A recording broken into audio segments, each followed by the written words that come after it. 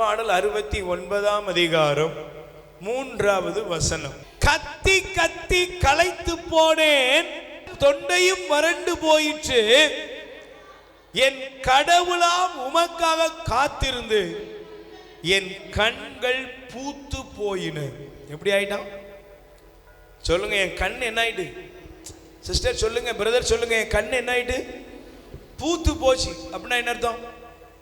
கேக்குதா? அப்படின்னா என்ன அர்த்தம்? மேல் நோக்கி பார்க்க வேண்டிய நான் எங்க பார்த்துட்டு இருக்கேன்? கீழ் நோக்கி பார்த்துட்டு இருக்கேன்.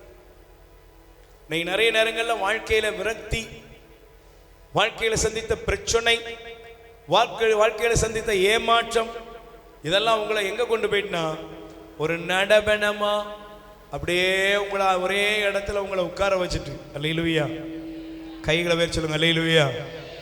நீங்க பாருங்க, பைபிள்ல ஆண்டவர் சொல்றாரு, நீ எனக்காக நம்பிக்கையோட காத்திருந்தா நீ என்ன செய்வ தெரியுமா?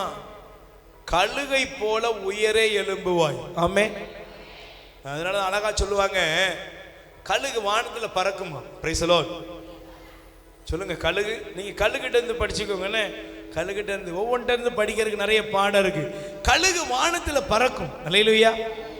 அது பறக்கும் போது காக்கா வந்து பின்னால போய் கொத்துமா. Praise the Lord. உடனே கழுகு பதிலுக்கு கொத்துமா.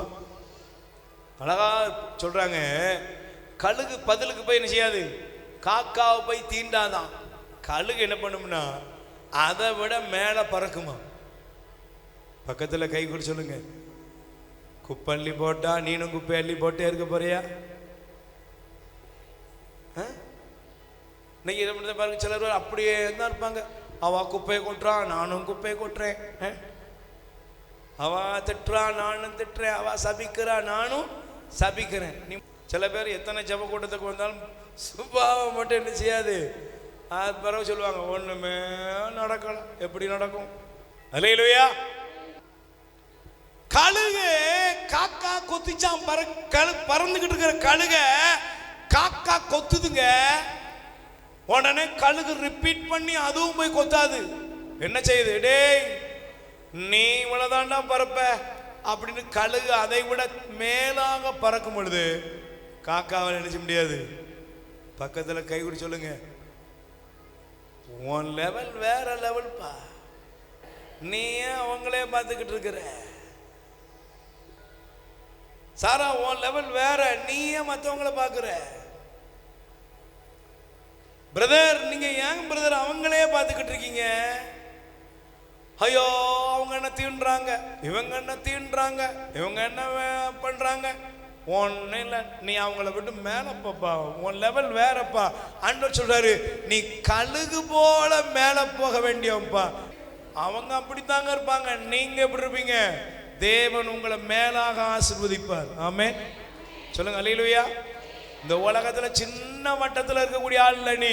உனக்காக மேலான ஆசீர்வாதத்தை தேவன் வைத்திருக்கிறார். உயிர் வாழ உணவளிப்போம்.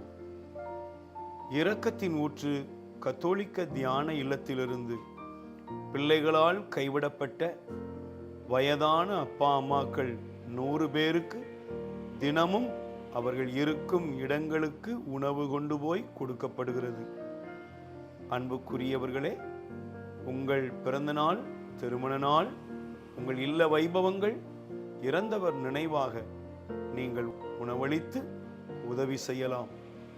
உங்கள் அன்பு கரத்தை நீட்டுங்கள். ஆண்டவர் உங்களை ஆசீர்வதிப்பார்.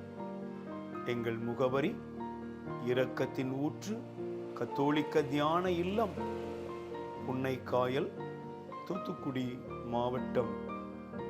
அலைபேசி எண் 9894118201.